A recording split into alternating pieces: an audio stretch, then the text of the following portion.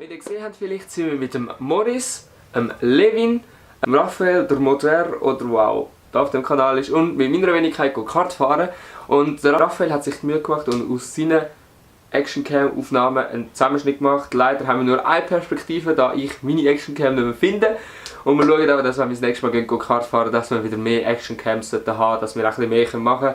Wenn euch so ein Zusammenschnitt gefallen hat, dann zeigt es euch mit einem Daumen nach oben und schreibt uns, ob ihr Bock habt, mehr solche Sachen zu machen. Und wenn du vielleicht hast Lust mal mitzukommen, dann schreibt euch das mal unten in die Kommentare, dann schreiben wir dich vielleicht an, wenn wir das nächste Mal am Kartfahren sind. Ich hoffe, das Video hat euch gefallen. Wenn ja, zeigt es mir einen Daumen nach oben. Herzlichen Dank an Raphael, dass er das geschnitten hat. Darum schaut ihr bei seinem Kanal vorbei. Alle Kanäle findet ihr unten verlinkt. Der Levin, der Morris, der Raphael. Und ja, ich blende das Bild gerne von ihm.